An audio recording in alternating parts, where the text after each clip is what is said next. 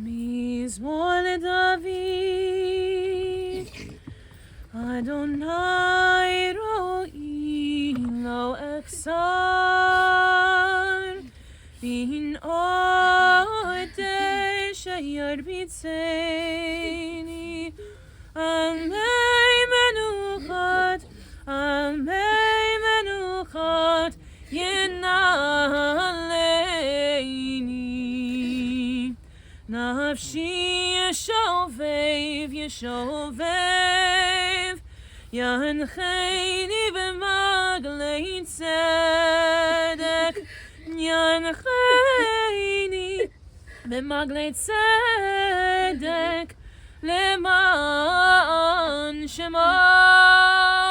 גם כי ילך בגיא המוות, לא ירא רע, כי אתה עמדי, שבטך ומשענתך המה ינחמוני. תערוך לפני שולחן נגד צורריי, דשנת לשמן ראשי, כוסי רוויה.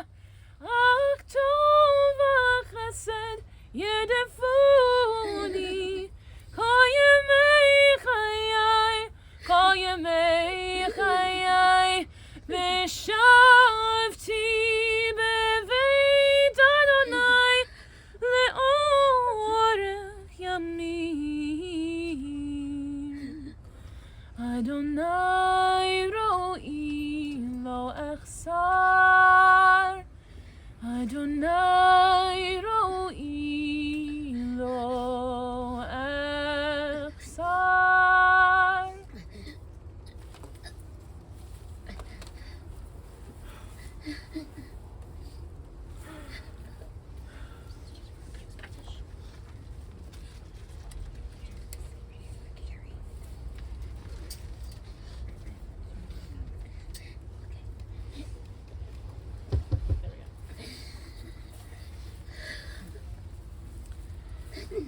Join with me as we recite Psalm 23 in English.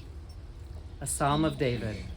The Lord is my shepherd, I shall not want. He makes me to lie down in green pastures. He leads me beside the still waters. He restores my soul. He guides me in straight paths for his name's sake. Yea, though I walk through the valley of the shadow of death, I will fear no evil, for thou art with me. Thy rod and thy staff, they comfort me. Thou prepare a table before me in the presence of mine enemies. Thou hast anointed my head with oil. My cup runs over. Surely goodness and mercy shall follow me all the days of my life, and I shall dwell in the house of the Lord forever.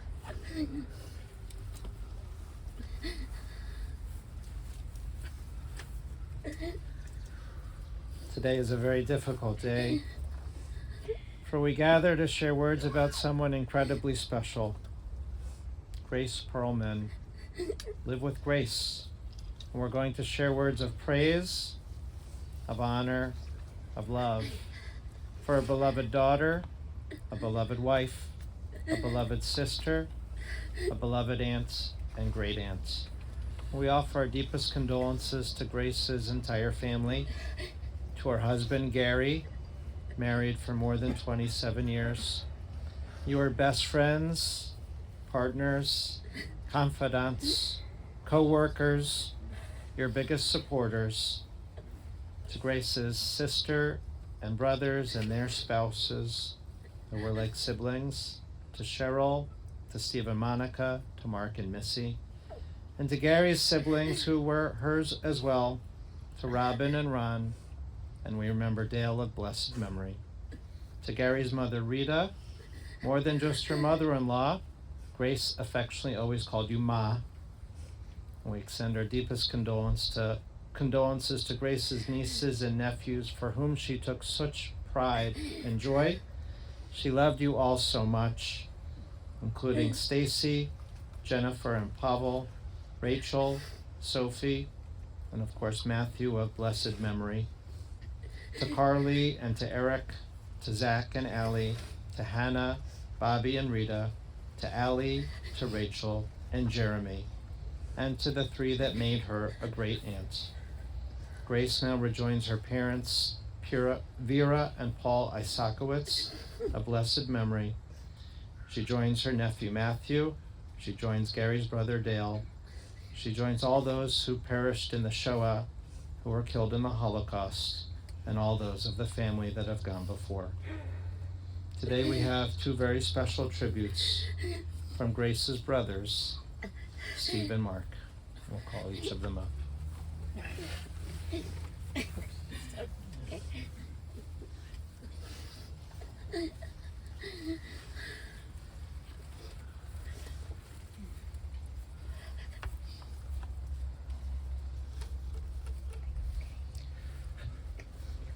Okay, love you, bye. Those are my last words spoken to Grace by phone this past Monday. I didn't always say those words to her, love you. After all, we had some pretty good fights in our childhood, as all siblings do. Plus, as a little brother to her, this is not what little brothers do. Say I love you to your sister, kiss your sister, hanging out with your sister. Although she always did let me hang out when I was alone or scared. But as we grew up and I became less of a brat, we developed a special bond. Somehow I became her big brother. I somehow felt my job was to look out for her, be there for her no matter what the challenges she faced. It was not an obligation. Maybe it started that way, but it grew into this special relationship between us. We had this special bond and yes, lots of fun with each other. My sister, the artist, singer, fashionista, so much so that I teased her. She needed a third ear or an 11th finger with all the earrings and rings that she wore. We talked every week. Whether on the phone or in person, we'd start our conversation in a silly way, poking fun with the world of Eastern European Jewish accents we grew up in. And Grace's gift for imitating others, like when she did a perfect impersonation of our great aunt Charna from Israel. My conversation with Grace would always start with, Gracie darling, Stevie Marling, how you be? Pretty good. So, how's my sister doing? We laughed. Everybody thought we were a little crazy when they would overhear us. It was our special thing. We laughed. Many of you present here today know exactly what I'm talking about. That fun, sweet, adorable, irreverent side to Grace that would make you laugh and laugh and laugh a lot. For example, we would do this weird thing every Labor Day holiday. We'd stare intensely at each other, wide-eyed, and say simultaneously, tomorrow we will go to Cliff House and see who would be the first to laugh. Somehow in our youth, it made ending summer vacation less stressful as we were about to go back to school. And we continued doing it annually, even as mature adults. In fact, this past Monday, after I hung up, after my last call with her, I wanted to immediately call her back since it was Labor Day to say Cliff House. But I didn't. I thought we'd have many more times to do it, but now we won't. I know she was in pain, physically from all her surgeries and more to come, and the mental anguish of so much. I'm heartbroken. We all are. These are only a small fraction of my stories. Hard to know what to choose with a lifetime together. Stories of all the family and friends events she attended.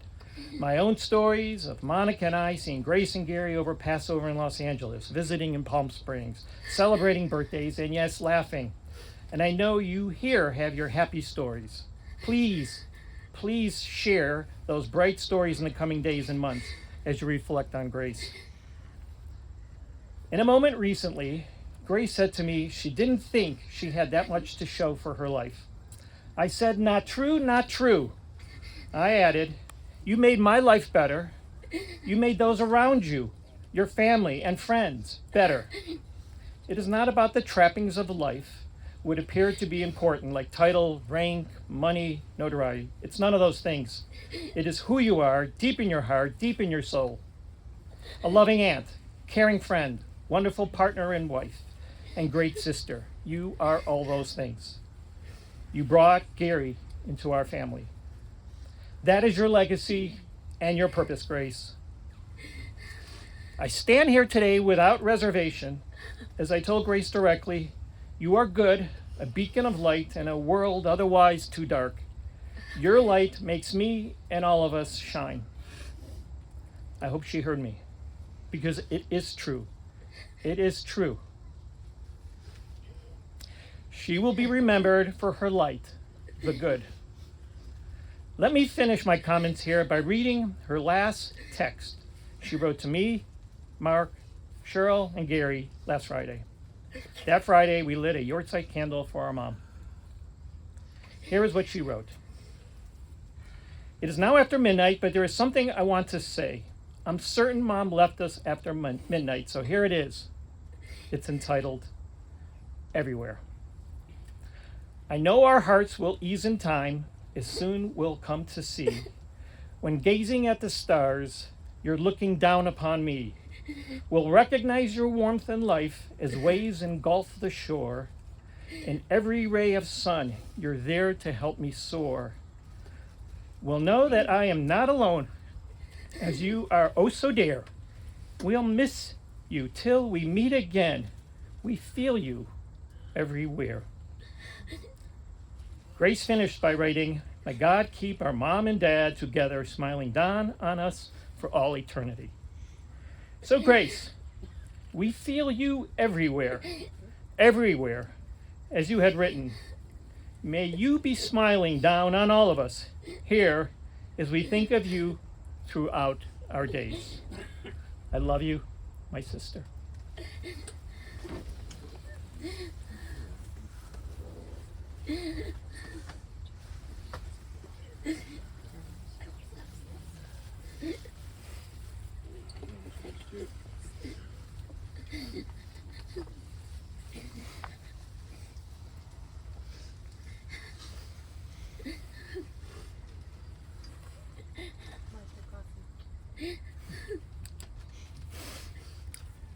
Last time I saw Grace was 5 days ago.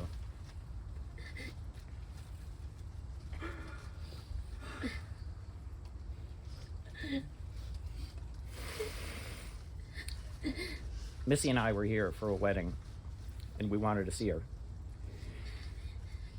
She was a bit frail, but had a nice smile on her face. Her softish white hair was accented by 7 diamond studs in one ear and big red hoops in both ears. Her outfit and shoes were sharp and well planned, as always. We had a nice conversation at Starbucks. She said to me 4 times that she had a gift for me.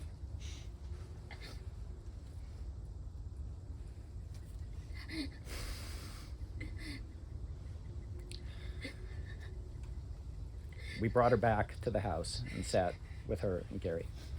She gave me a gift wrapped in a used, taped up box that she could not wait until I opened it up. Inside that box was a gorgeous Passover Haggadah, illustrated by a famous Polish artist. Rabbis, you'll forgive me for bringing it to a cemetery. Inside that Haggadah was an inscription from Grace in which she had clearly worked hard to steady her tremulous hand to bring back her old, elegant handwriting. In that inscription, she expressed her love for me and paid me compliments that were far more generous than I deserved.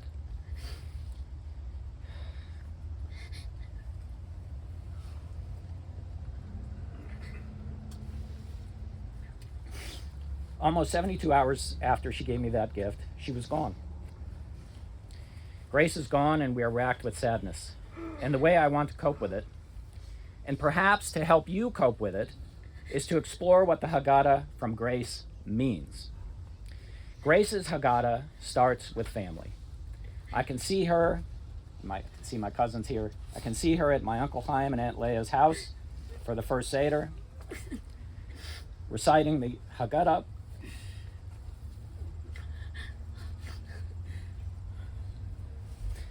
At the kids' table with all the cousins. It was at this kids' table that I learned from Grace and the others how to both respect the tradition of the adults but also to have a little fun at their expense at the same time. Grace rebelled from time to time, to be sure, and no relationship is without its complications. But Grace loved family so much, and it would not be an exaggeration to say she worshipped our parents. Grace's Haggadah, of course, is in Hebrew, which she spoke fluently until her dying day. Several people have called in the last few days to tell about their last conversation with Grace, and not an insignificant number of those conversations were in Hebrew. She had renewed interest in it in the last year or so, and she seemed to be having real momentum. Speaking of Hebrew, Grace's Haggadah concludes with the words B'shana haba'ah b'Yerushalayim habnuyah, next year in Jerusalem, reflecting the Jewish people's yearning for our homeland.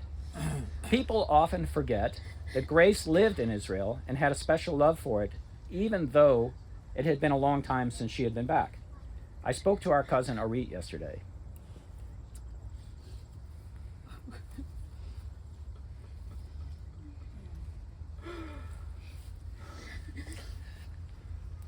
Who we love so much. And she remembered how Grace loved to visit our great Aunt Charna and go swimming in the Mediterranean. That feels like several lifetimes ago when Grace did that, and imagining her doing that is a comfort. Grace's Haggadah is filled with compassion and empathy for others. Remember that the story of the Exodus quickens when Moses shows empathy for his suffering brethren and acts on it, and then God shows empathy for the cries of the Hebrew slaves. Grace was so gentle and compassionate to all people. She did not have an unkind bone in her body. She treated others the way she wanted to be treated. And when that was not reciprocated, her sensitivity left her particularly vulnerable. Grace's Haggadah reminds us that the Israelites came out of Egypt with what we are told was a mixed multitude. All kinds of people were at the splitting of the sea. I think one of Grace's greatest legacies is how accepting she was of all kinds of people. The best way I can say this is that at almost every phase in her life, I can remember Grace being friends with someone she really wasn't supposed to be friends with. And I mean this in the best way I can mean it, because there was such an innocence and purity to her intentions. She refused to put people in boxes and couldn't imagine why we needed to have boundaries. Anybody had to have boundaries between them. One of my earliest memories of Grace is when I was about 8 years old. Gary, I don't know if I've ever told you this. She took me for a picnic with a friend of hers. Grace was more than a decade older than me, but we were always very close.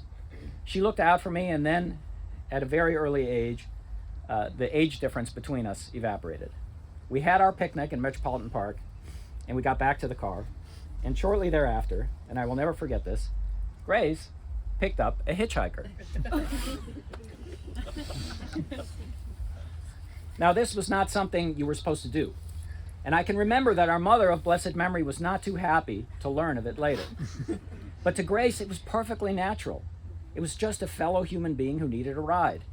She was not a religious person, but she definitely believed in B'Tselem Elohim, that we are all created in the image of God. Which brings me to my next point. Grace's Haggadah is about the Jewish people's relationship with God. Grace was not a religious person, and yet she yearned to be spiritual. She yearned for a deeper meaning. This also left her vulnerable. Because of our family history, her interest in the Holocaust bordered on an obsession. Oh, everything okay? Her interest in the Holocaust bordered on an obsession. She studied it from time to time throughout her life, and even in the last year, she took a course on it. Like all of us, she could not understand Like all of us, she could not understand suffering, and it made it hard for her to pray to a God that would allow that kind of suffering. And yet, in the final days of her life, she wanted me to have a Haggadah, and her note to me has several references to God's blessing and protection. I don't know. What a mystery it all is. The word Israel means wrestles with God. Indeed, the wrestling match continues. Grace's Haggadah foreshadows the struggles and setbacks during 40 years of wandering to the Promised Land.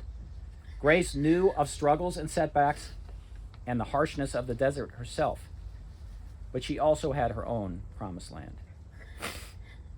Gary, that Promised Land was you. That Promised Land was being with you, wherever you were. That was her Promised Land. Thank God you found each other. You cared for each other, healed each other, built your dream factory of a business together, vacationed together, experienced joy together. From your table at the Capitol Grill with your favorite waiter Myron to your winter place in Palm Springs, you were clearly each other's beshert. Your destinies intertwined.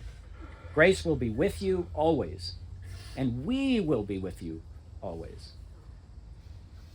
You are my brother, and we are your family. You were there for her. You were there for our parents. We are here for you. Finally, Grace's Haggadah is about teaching the story to your children. It is really the whole point. Grace, my children already know, and their children will know, that they had an aunt, and a great aunt, who was kind and gentle and sweet. They will know about the special relationship you and I had, and as Cheryl pointed out yesterday, how you always called me Maki Darling. They will know we miss you very much. They will know you are no longer in pain. They will know that, like our ancestors in the desert, you never forgot what was important to you. You never forgot your dreams, even when they felt painfully beyond your reach. They will know how much we loved you. They will know, Grace, that your memory is a true blessing.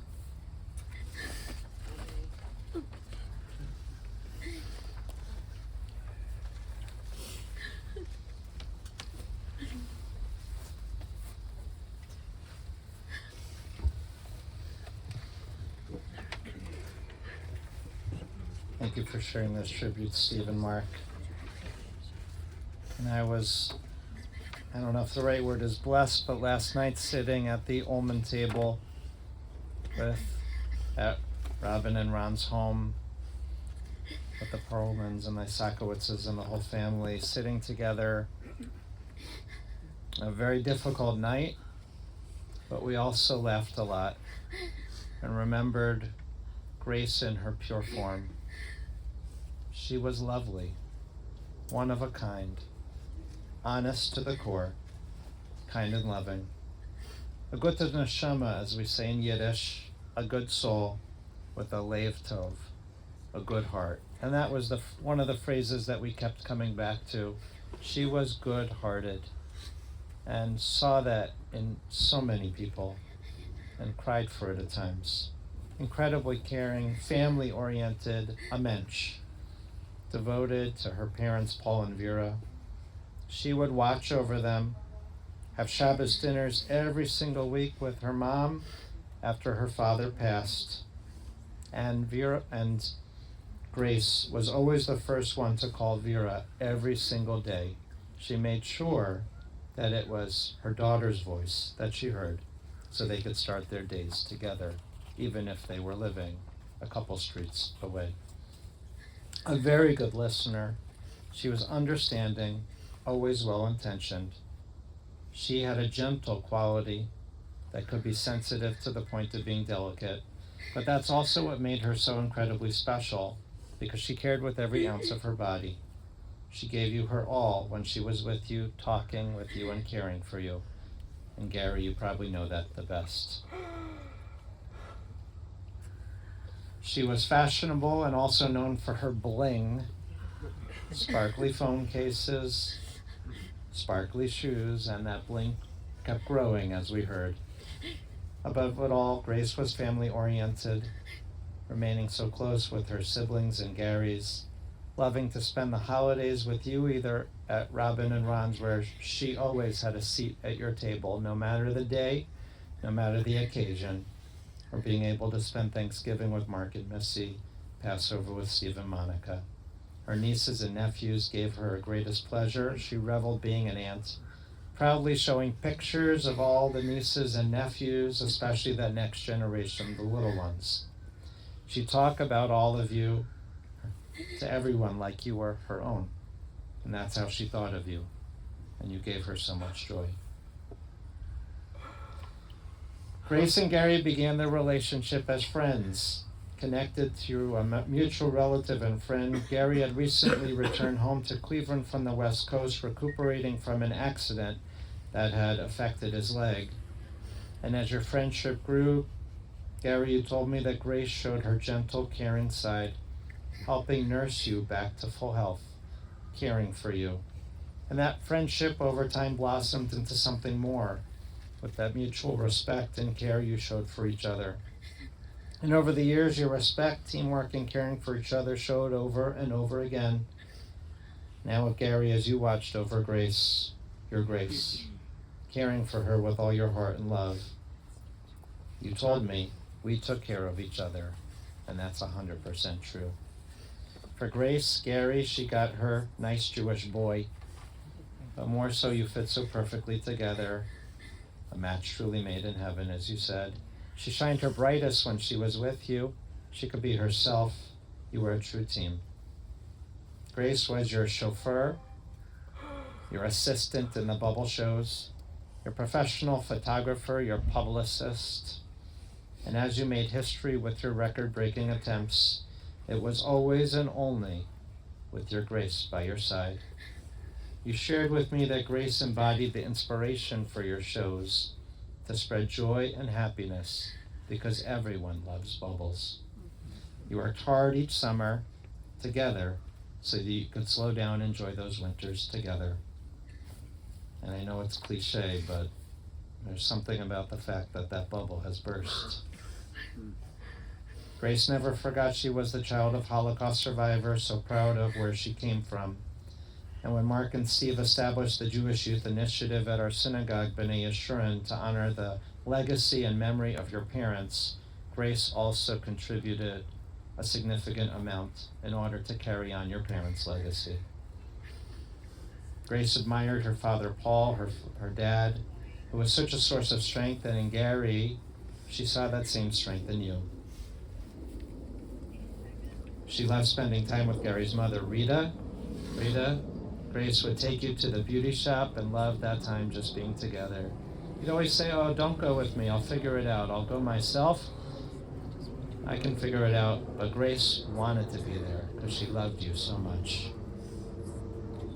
You heard she was a gifted artist and singer. Instead of giving a wedding talk at your weddings, she sang a cappella to bless you and honor you, and even Gary at your wedding to Grace, she sang to you. She was truly talented and an angel. Grace will be missed by family and friends, and all of us at the synagogue. Over the last couple of years, she really embedded herself, and especially since October 7th, with her love for Israel. She felt that pain for Israel, and she came to be with us so that she could show her dedication to Israel and community. And I always appreciated the time with Grace, because when we talked, we really talked. Some people you just kibitz and schmooze, and that's great. But with Grace, it was always a talk from the heart. And somehow she graced me in every conversation, because I saw her true essence. And that's a real gift we don't get with everyone that we talk to and spend time with. So as we remember her, may that inspire us in our relationships to give a little bit more of our true self, to share that grace with others. And in that way, maybe we'll sing a little more, we'll love a little more, and we'll care a little more. May Grace's name always bring blessings, and we say, Amen. We'll rise now as our cantor chants the memorial prayer.